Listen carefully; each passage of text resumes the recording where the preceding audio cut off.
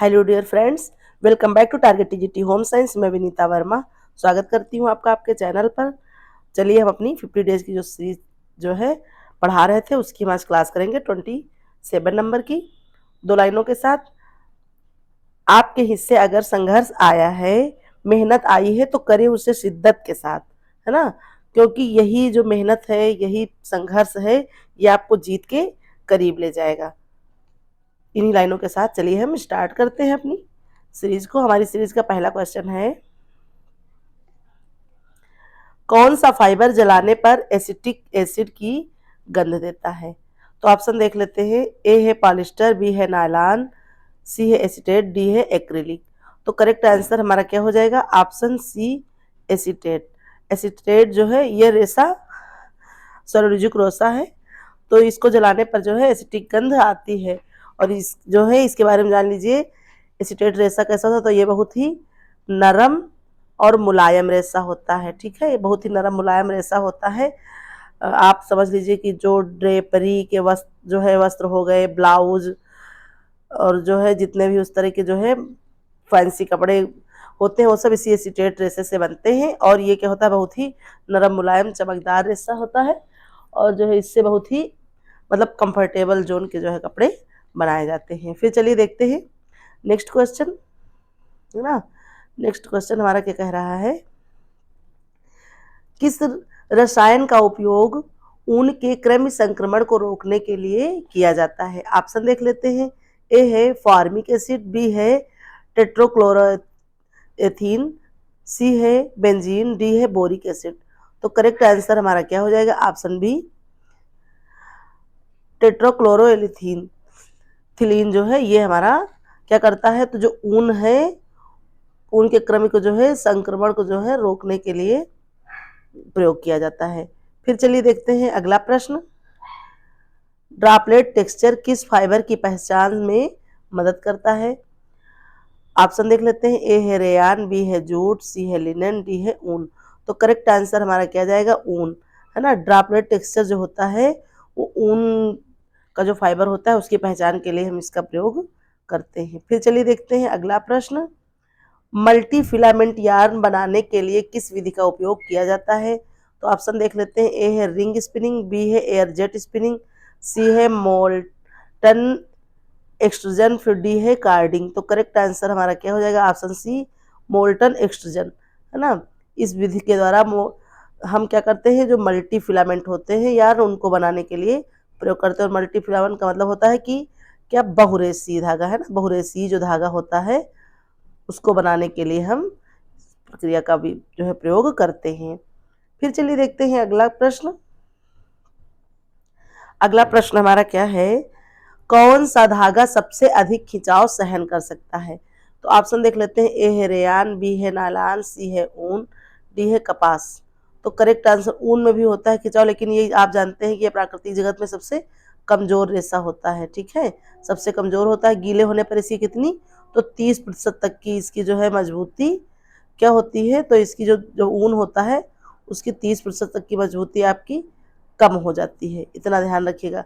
तो इसलिए खिंचाव नहीं सहन कर सकता, इसलिए करेक्ट आंसर हमारा क्या हो जाएगा? Option B nylon. ठीक है। फिर देखिए नेक्स्ट क्वेश्चन है हमारा, कपड़े में फिनिशिंग प्रक्रिया में कौन सी विधि जलरोधी बनाने के लिए प्रयोग की जाती है। तो ए ऑप्शन है हमारा कैलेंडरिंग, बी है मर्सराइजेशन, सी है स्कोइंग, डी है स्कॉच गार्डिंग। तो करेक्ट आंसर हमारा क्या हो जाएगा? जो फिनिशिंग प्रक्रिया में जलरोधी बनाने के लिए, है ना। कपड़े जलरोधी कैसे होते हैं? वाटर प्रूफ जो कपड़े होते हैं ना, वाटर प्रूफ जो कपड़े होते हैं उन पर जो है जलरोधी प्रक्रिया की जाती है। तो कौन सी होती है वो? आंसर हो जाएगा correct option D scotch guarding. इसमें जैसे कैसे बनते हैं, जो हमारे जैसे हो गए छाता हो गया, है ना, तरह तरह के जो बैग बनते हैं वो हो गए, और आपका जैसे रैन कोट हो गया, ये सारी चीजें जो बनते हैं तो ये जो है स्कॉच गार्डिंग प्रक्रिया जब कपड़े पर की जाती है तो कपड़े वो जलरोधी बन जाते हैं, है ना। फिर चलिए देखते हैं अगला प्रश्न। प्रश्न हमारा है, किस प्रकार के रंग fibre to fibre dye transfer की संभावना अधिक होती है। ऑप्शन देख लेते हैं। ए है डायरेक्ट डाई, बी है रिएक्टिव डाई, सी है एसिड डाई, डी है डिस्पर्स डाई।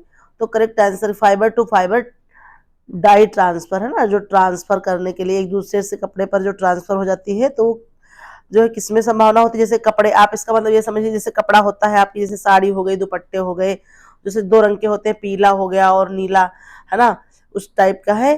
तो जब उसमें डिस्पर्स डाई की जो है प्रिंटिंग की जाती है, तो जो है आप कपड़े भिगोए धुलेंगे तो पता लगा नीला जो रंग है वो क्या हो गया, नीला रंग किस पे चढ़ गया, पीला रंग चढ़ गया। तो अब पता लगा बीच का कपड़ा रह गया, ना वो नीला रह गया ना वो पीला रह गया, है ना। तो इस तरह से जो है ये ट्रांसफर होने की जो संभावना किसमें ज्यादा होती है, तो वो डिस्पर्स डाई में ज्यादा होती है। लाल हरा कपड़ा है या पीला लाल है तो जो है एक दूसरे में रंग चढ़ जाते हैं। ये चीज पूछा गया है प्रश्न में। फिर देखते हैं नेक्स्ट क्वेश्चन। तो नेक्स्ट क्वेश्चन हमारा क्या कह रहा है, कौन सा सिद्धांत गृह प्रबंधन में संसाधनों का अधिक उपयोग पर केंद्रित है। तो आइए देख लेते हैं प्रश्न का। हमारे ऑप्शन ए है सादगी सिद्धांत, बी है प्राथमिक सिद्धांत, सी है संतुलन सिद्धांत, फिर जो है हमारा डी ऑप्शन क्या है, तो है दक्षता सिद्धांत। तो करेक्ट आंसर हमारा क्या हो जाएगा, ऑप्शन डी दक्षता सिद्धांत, है ना। फिर चलिए देखते हैं अगला प्रश्न। हमारा नेक्स्ट क्वेश्चन क्या कह रहा है, रसोई में कार्य त्रिकोण के तीन तत्व कौन से हैं। तो तीन तत्व कौन से हैं, ऑप्शन देख लेते हैं। ए है सिंक, स्टोव, रेफ्रिजरेटर, फिर है मिक्सर, गैस सिलेंडर, माइक्रोवेव, फिर है अलमारी, स्टोव, टेबल, है ना। तो जो है फिर डी है डाइनिंग टेबल, बर्तन धोने की जगह अलमारी। तो करेक्ट आंसर हमारा क्या हो जाएगा, ऑप्शन ए स्टोव, सिंक और रेफ्रिजरेटर, है ना। मान लीजिए यहाँ पे आपका सिंक हो गया, फिर यहाँ पे आपका क्या है, रेफ्रिजरेटर हो गया। तो इसी तरह से कार्य करते करते ये आपका जो है स्टोव हो गया। तो इस तरह से जो त्रिकोणीय संरचना बन जाएगी आपकी। फिर चलिए देखते हैं अगला प्रश्न। गृह बजट बनाते समय कौन सा तत्व सबसे पहले निर्धारित किया जाता है। तो ऑप्शन देख लेते हैं। ए है बचत, ये बहुत ही इंपॉर्टेंट प्रश्न है और बहुत सरल सा है, और लेकिन कभी कभी जल्दीबाजी में थोड़ा सा गलती हो सकती है सबसे ज्यादा। तो बचत को लोग कर सकते हैं, इसलिए इसको रिवीजन कर लीजिए, है ना। बी है आय, सी है खर्च, डी है निवेश। तो करेक्ट आंसर भाई निवेश तो हम करेंगे, लेकिन हमारा करेक्ट आंसर क्या हो जाएगा, ऑप्शन बी आय, है ना। आय को हम सबसे पहले निर्धारित कर लेंगे, फिर उसके बाद हम बजट बनाएंगे कि किस पर कितना खर्च करना है, उसके बाद कितना हमको निवेश करना है। चलिए फिर देखते हैं नेक्स्ट क्वेश्चन। कौन सा पोषक तत्व हीमोग्लोबिन के निर्माण में सहायक है। तो देख लेते हैं जरा, ऑप्शन क्या है, कैल्शियम, फिर है फास्फोरस, है सी नंबर का है आयरन, फिर डी है सोडियम। तो करेक्ट आंसर हमारा क्या हो जाएगा, ऑप्शन सी आयरन, है ना। आयरन क्या करता है, तो ये हीमोग्लोबिन निर्माण में सहायक है आपका। फिर चलिए देखते हैं अगला प्रश्न। गर्भावस्था के दौरान किस विटामिन की अधिक आवश्यकता होती है। ऑप्शन ए है विटामिन ए, फिर है विटामिन सी, फिर है विटामिन डी, फिर है फोलिक एसिड। तो यहाँ कंफ्यूज नहीं होना है ना। क्या हो जाएगा, ये B9 इसका नाम है। तो करेक्ट आंसर क्या हो जाएगा, ऑप्शन डी फोलिक एसिड, है ना। फोलिक एसिड की सबसे ज्यादा आवश्यकता होती है, क्योंकि इसमें क्या होता है, गर्भावस्था में जो गर्भस्थ शिशु को उसको माँ से ही पोषण मिलता है, इसलिए क्या होता है उसमें हर चीज की जो है कमी आ जाती है, और आयरन डिफिशिएंसी बहुत ही ज़्यादा गंभीर रूप ले लेती है। इसलिए आवश्यक हर चीज़, ये नहीं कि विटामिन ए नहीं चाहिए, कि सी नहीं चाहिए, कि डी नहीं चाहिए, लेकिन सबसे ज़्यादा आवश्यक है फोलिक एसिड। फिर चलिए देख लेते हैं अंततः अगला प्रश्न क्या पूछ रहा है। ग्वाइटरजेनिक खाद्य पदार्थ किस पोषक तत्व के अवशोषण को बाधित करते हैं। ऑप्शन ए है आयोडीन, बी है कैल्शियम, सी है फास्फोरस, डी है जिंक। तो करेक्ट आंसर हमारा क्या हो जाएगा, ऑप्शन ए आयोडीन, है ना। ग्वाइटरजेनिक जो खाद्य पदार्थ है वो क्या करते हैं, आयोडीन के अवशोषण में बाधा उत्पन्न करते हैं। फिर चलिए देखते हैं अगला प्रश्न। डबल ब्लाइंड स्टडी क्या पूछ रहे हैं, डबल ब्लाइंड स्टडी का उपयोग किस क्षेत्र में किया जाता है। ऑप्शन देख लेते हैं। ए है खाद्य परीक्षण, बी है कपड़ा परीक्षण, फिर है सी गृह प्रबंधन में, फिर है डी प्रसार शिक्षा में। तो करेक्ट आंसर क्या हो जाएगा हमारा, ऑप्शन ए खाद्य परीक्षण, है ना। जो ये डबल ब्लाइंड स्टडी का उपयोग हम खाद्य परीक्षण में करते हैं। फिर चलिए देख लेते हैं नया प्रश्न। कौन सा वसा अम्ल आवश्यक फैटी एसिड के रूप में जाना जाता है। तो हमारे ऑप्शन है पामेटिक एसिड, फिर है ओलिक एसिड, फिर है लिनोलिक एसिड, फिर डी है स्टेरिक एसिड। तो करेक्ट आंसर हमारा क्या हो जाएगा, ऑप्शन सी लिनोलिक एसिड, है ना। ये क्या होता है, तो ये आवश्यक फैटी एसिड के रूप में जाना जाता है। फिर देखिए, चलिए देखते हैं अगला प्रश्न। अगला प्रश्न हमारा क्या कह रहा है, सहकारी शिक्षा का मुख्य उद्देश्य क्या होता है। ऑप्शन देख लेते हैं। ए है पारंपरिक ज्ञान का विकास, बी है वैज्ञानिक दृष्टिकोण को बढ़ावा, सी है कौशल प्रशिक्षण, डी है केवल कृषि विकास। तो करेक्ट आंसर हमारा क्या हो जाएगा, ऑप्शन बी वैज्ञानिक दृष्टिकोण को बढ़ावा देना। सहकारी शिक्षा का जो मुख्य उद्देश्य है वो क्या होता है, ऑप्शन बी हमारा करेक्ट आंसर हो जाएगा, वैज्ञानिक दृष्टिकोण को बढ़ावा देना। फिर चलिए देखते हैं अगला प्रश्न। प्रसार शिक्षा में फीडबैक क्यों महत्वपूर्ण है। फीडबैक का मतलब आप समझ रहे हैं ना, कि मान लीजिए संचार है तो क्या होता है, ये संचार आपका क्या होता है, तो ये द्विमुखी प्रक्रिया कहलाती है ना। वैसे तो वैसे भी है, एक तरफा भी हो सकता है, दो तरफा भी हो सकता है, लेकिन इसी तरह कहेंगे संचार द्विमुखी प्रक्रिया है। तो मान लीजिए अगर हम आपको पढ़ा रहे हैं, बट हमको कोई, अगर आप मान लीजिए कमेंट नहीं कर रहे हैं या कोई चीज नहीं आप हमें सुझाव दे रहे हैं, तो हम एक तरफा संचार कर रहे हैं। और अगर मान के चलिए अगर आप हमें कमेंट कर रहे हैं, बता रहे हैं, अगर आप सर्टिफाइज हैं कि किस प्रकार से हम पढ़ा रहे हैं, सुझाव दे रहे हैं, तो वो हमारा क्या कहलाता है, फीडबैक कहलाता है। तो क्यों महत्वपूर्ण है, तो देख लेते हैं। ऑप्शन ए है सुधार के लिए, बी है व्याख्यान लंबा करने के लिए, फिर सी है श्रोता को नियंत्रित करने के लिए, फिर है डी मनोरंजन के लिए। तो अब अगर हमने फीडबैक आपको बता दिया तो आपको आंसर मिल गया होगा। क्या हो जाएगा करेक्ट आंसर, ऑप्शन ए सुधार के लिए, कि भाई जैसे हम पढ़ा रहे हैं, अगर आप हमको बताएंगे अपने सुझाव, तो उसमें हम जो भी चीजें कर रहे हैं आपको प्रोवाइड करा रहे हैं, उसमें हम और ज्यादा सुधार करने का प्रयास करेंगे। तो यही होता है फीडबैक, और इसलिए सुधार के लिए प्रक्रिया बहुत ही महत्वपूर्ण है। फिर चलिए देखते हैं अगला प्रश्न। स्वास्थ्य और पोषण में बीएमआई किसे इंगित करता है। बीएमआई पर क्या होता है आपका, ये आधारी चयापचय दर, है ना, मेटाबॉलिज्म रेट। तो ये किसे इंगित करता है, ऑप्शन देख लेते हैं। ए है वसा प्रतिशत, बी है ऊर्जा स्तर, है ना, बी क्या है, तो ये है आपका ऊर्जा स्तर। फिर सी है आपका, क्या होता है ये आपका, एक मिनट, क्या होता है आपका, तो ये आपका जो है करेक्ट आंसर हो, नहीं, ऑप्शन देख लेते हैं, ऊंचाई और वजन का अनुपात, फिर है खून में शर्करा स्तर। तो करेक्ट आंसर क्या हो जाएगा, ऑप्शन सी ऊंचाई और वजन का अनुपात, है ना, कि व्यक्ति की जो है जितनी लंबाई है उस आधार पे उसका वजन है, या फिर उससे कम है या ज्यादा है, तो ये जो है इंगित करता है। फिर चलिए देखते हैं अगला प्रश्न। तो अगला प्रश्न है हमारा, कौन सा हार्मोन शारीरिक विकास को प्रभावित करता है। ऑप्शन देख लेते हैं। ए है इंसुलिन, बी है थायरॉक्सिन, सी है एड्रेनालिन, डी है सेरोटोनिन, है ना। तो करेक्ट आंसर हमारा क्या हो जाएगा, ऑप्शन बी थायरॉक्सिन। थायरॉक्सिन जो हार्मोन है ये क्या करता है, तो ये हमारे शारीरिक विकास को प्रभावित करता है। फिर चलिए देख लेते हैं अगला प्रश्न। अगला प्रश्न हमारा क्या है, रक्त में ग्लूकोज स्तर को नियंत्रित करने वाला कौन सा हार्मोन है। बहुत ही प्रचलित प्रश्न है।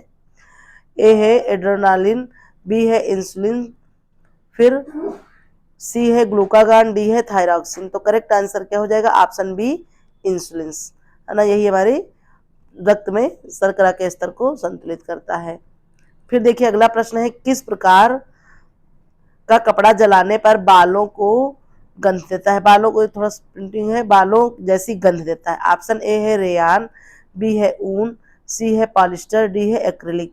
तो हमारा करेक्ट आंसर क्या हो जाएगा, कपड़ा जलाने जैसी, जो कपड़ा जलने पर बालों की जैसे, तो देखिए हमारा करेक्ट आंसर क्या हो जाएगा, ऑप्शन बी ऊन। किस प्रकार से, क्योंकि देखिए बालों में क्या पाया जाता है, बालों में भी केराटिन नामक प्रोटीन पाया जाता है, और ये जो ऊन है ये हमें कहाँ से प्राप्त होने वाला रेशा है, तो ये प्राणी जगत से प्राप्त होने वाला रेशा है।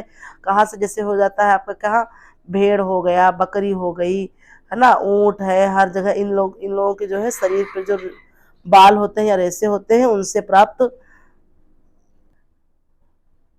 तो ये बाल होते हैं उनसे रेशा प्राप्त होता है। इसलिए जो है ऊन के जो है जलने पर या ऊन का कपड़ा जलाने पर बालों जैसी गंध देता है। और एक चीज जान लीजिए आप कि इसको जलने पर क्या होता है, तो छोटी छोटी जो है बॉल टाइप में बन जाते हैं, या गेंद की तरह समझ लीजिए। जलने पर जितना इतना थोड़ा जलेगा, फिर बुझ जाएगा, फिर जलेगा, फिर बुझ जाएगा, कड़ी कड़ी कली कली बॉल टाइप में ये हो जाएगा। ये भी परीक्षण किया जाता है ऊनी रेशे को पहचानने के लिए। फिर चलिए देखते हैं अगला प्रश्न।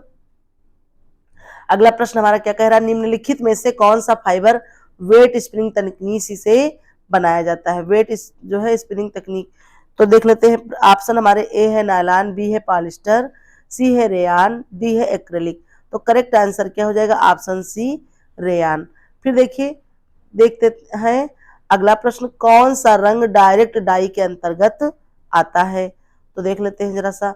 ऑप्शन ए है इंडिगो, बहुत ही इंपॉर्टेंट प्रश्न है, जितने डाई वाले प्रश्न हैं। फिर बी है सल्फर, फिर हमारा सी है एसिड डाई, फिर डी है बेसिक डाई। तो करेक्ट आंसर क्या हो जाएगा, ऑप्शन ए इंडिगो, है ना। ये जो इंडिगो है, इंडिगो डाई, यही जो है डायरेक्ट डाई के अंतर्गत आती है। फिर चलिए देखते हैं अगला प्रश्न, किस प्रक्रिया में कपड़े के फाइबर को रासायनिक रूप से मजबूत किया जाता है। ऑप्शन ए है मर्सराइजेशन, बी है कैलेंडरिंग, सी है ब्लीच, डी है प्रिंटिंग। तो करेक्ट आंसर हमारा क्या हो जाएगा, ऑप्शन ए मर्सराइजेशन, है ना। मर्सराइजेशन के द्वारा जो है हम क्या करते हैं, कपड़े के जो है, या कह सकते हैं अपने रेशे को मजबूत करते हैं, रासायनिक प्रक्रिया करके उस पर चमक बढ़ाने के लिए और चीजें, लेकिन मजबूती के लिए भी ये प्रयोग किया जाता है। फिर चलिए अगला प्रश्न देख लेते हैं, कौन सा गृह प्रबंधन का सिद्धांत संसाधनों के उचित वितरण पर आधारित है। ऑप्शन देख लेते हैं। ए है प्राथमिक निर्धारण, बी है संतुलन, सी है लचीलापन, डी है सरलीकरण। तो करेक्ट आंसर हमारा क्या हो जाएगा, प्रश्न क्या कह रहा है, गृह प्रबंधन का सिद्धांत साधनों के उचित वितरण, साधनों के उचित वितरण पर आधारित। तो करेक्ट आंसर होगा ऑप्शन ए प्राथमिकता निर्धारण। भाई पहले हम प्राथमिकता निर्धारण कर लेंगे, तभी फिर जो संसाधन है उनका हम उचित रूप से वितरण करेंगे। फिर चलिए देख लेते हैं अगला प्रश्न, क्या कह रहा है हमारा अगला क्वेश्चन, गृह प्रबंधन में वर्क सिंप्लीफिकेशन का मुख्य उद्देश्य क्या है। वर्क सिंप्लीफिकेशन का मुख्य उद्देश्य क्या है। तो ऑप्शन देख लेते हैं। ए है कार्यभार का कम करना, फिर है अगला ऑप्शन अधिक खर्च करना, सी है संसाधनों की बर्बादी, डी है अधिक समय लेना। तो करेक्ट आंसर हमारा क्या हो जाएगा, भाई संसाधनों की बर्बादी भी नहीं होगा, अधिक खर्च करने से वर्क सिंप्लीफिकेशन कोई मतलब नहीं है, अधिक समय लेना तो बिल्कुल होगा नहीं, इसलिए करेक्ट आंसर हो जाएगा ऑप्शन ए कार्यभार कम करना। कार्यभार कम करेंगे जब हम वर्क सिंप्लीफिकेशन यानी कि कार्य सरलीकरण, इस प्रक्रिया को जब हम अपने कार्य पर लगाएंगे, इस हिसाब से टाइम मैनेजमेंट करेंगे, इसी हिसाब से अपनी हर चीज प्राथमिकता निर्धारित कर लेंगे, तो फिर हमारा जो कार्यभार होगा वो बहुत कम समय में और उचित स्तर का हो जाएगा, और हमारा टाइम मैनेजमेंट भी अच्छा होगा। तो कार्यभार हमारा उबाऊ नहीं होगा और कार्यभार बहुत ज्यादा नहीं लगेगा। और ये कार्य सरलीकरण की प्रक्रिया किसने दी, तो ये किस जो है मार्विन मुंडेल के द्वारा बनाई गई। फिर चलिए देखते हैं अगला प्रश्न, तो प्रश्न हमारा है, कौन सा पोषक तत्व शरीर में तंत्रिका संप्रेषण, है ना, नर्व ट्रांसमिशन के लिए आवश्यक है। तो चलिए देख लेते हैं। ऑप्शन ए है सोडियम, बी है कैल्शियम, सी है पोटेशियम, डी है मैग्नीशियम। तो करेक्ट आंसर क्या हो जाएगा, पोटेशियम। नर्व ट्रांसमिशन के लिए पोटेशियम बहुत ही ज्यादा आवश्यक है। फिर चलिए देखते हैं अगला प्रश्न, और ये पोटेशियम आप ये जान लीजिए कि जो हम केला खाते हैं उसमें कार्बोहाइड्रेट तो सब लोग जानते हैं, लेकिन उसमें पोटेशियम भी पाया जाता है, ये याद रखिए आप लोग। फिर अगला प्रश्न है, कौन सा विटामिन क्लॉटिंग फैक्टर के निर्माण में सहायक है। देखिए प्रश्न वही है, लेकिन थोड़ा सा लैंग्वेज बदल गई है। ऑप्शन ए है विटामिन ए, बी है विटामिन सी, सी है विटामिन के, डी है विटामिन डी। तो करेक्ट आंसर क्लॉटिंग फैक्टर इसके लिए रक्त का जो थक्का बनता है या रक्त का जमाव के लिए कौन सा सहायक है, तो विटामिन के आपका सहायक है, इसलिए करेक्ट आंसर क्या हो जाएगा, ऑप्शन सी विटामिन के। अगला प्रश्न देख लेते हैं, पेलाग्रा रोग किस विटामिन की कमी से होता है। तो ऑप्शन देख लेते हैं। ए है थायमिन, बी है नियासिन, सी है राइबोफ्लेविन, फिर डी है पैराडॉक्सिन। तो करेक्ट आंसर हमारा क्या हो जाएगा, ऑप्शन बी नियासिन, है ना। नियासिन की कमी से क्या होता है, पेलाग्रा रोग हो जाता है। फिर चलिए देख लेते हैं अगला प्रश्न। अगला प्रश्न हमारा क्या कह रहा है, सामुदायिक विकास का मुख्य उद्देश्य क्या होता है। ऑप्शन ए है व्यक्तिगत लाभ, बी है सामाजिक परिवर्तन, सी है उद्योग स्थापना, डी है शहरीकरण। तो करेक्ट आंसर हमारा क्या हो जाएगा, सामुदायिक विकास जानिए सबसे पहले तो 1900 52वें कार्यक्रम लागू किया गया सामुदायिक विकास का। फिर चलिए देख लेते हैं आंसर, ऑप्शन बी हो जाएगा सामाजिक परिवर्तन। सामाजिक परिवर्तन कि उनका रहन सहन किस प्रकार से ऊपर उठाया जाए, बिना किसी को ठेस पहुंचाए, उनको भी उन्नत जीवन, उनको जो है हर तरह की चीजें मुहैया कराई जाए, ये जो है सारी चीजें उद्देश्य होता है सामुदायिक विकास का। इसलिए इसका करेक्ट आंसर होगा सामाजिक परिवर्तन। फिर चलिए एक मिनट सॉरी,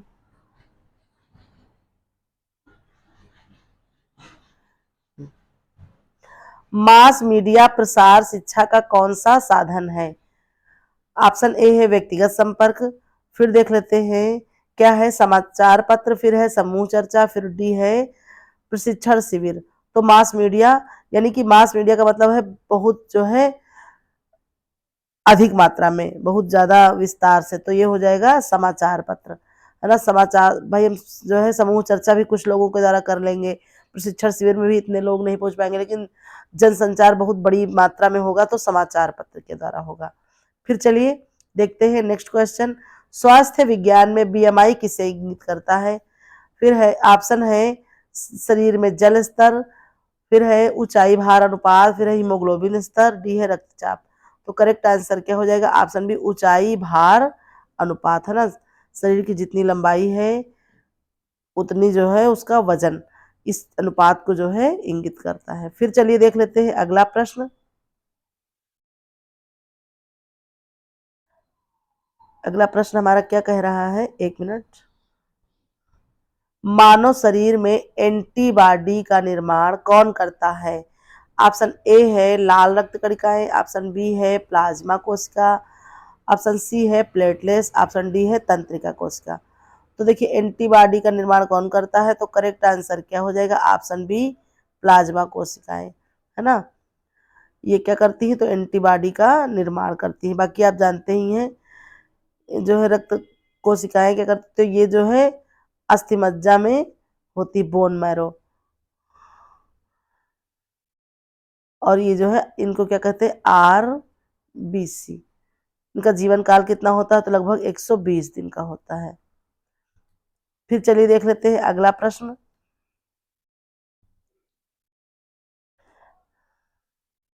एक मिनट, थायरॉक्सिन हार्मोन किस खनिज तत्व की उपस्थिति में कार्य करता है? तो ऑप्शन ए है आयोडीन, ऑप्शन बी है कैल्शियम, ऑप्शन सी है फास्फोरस, ऑप्शन डी है जिंक। तो करेक्ट आंसर हमारा क्या हो जाएगा? ऑप्शन ए आयोडीन, है ना। आयोडीन जो है थायरॉक्सिन हार्मोन किस खनिज तत्व की उपस्थिति में कार्य करता है? तो ये आयोडीन, आयोडीन की उपस्थिति में थायरॉक्सिन हार्मोन अपना कार्य करता है। और ये थायरॉक्सिन हार्मोन अभी था क्या, तो शरीर में जो है संतुलन, शरीर की हर क्रिया को जो है संतुलित करने में सहायक है। फिर चलिए देखते हैं, एक मिनट,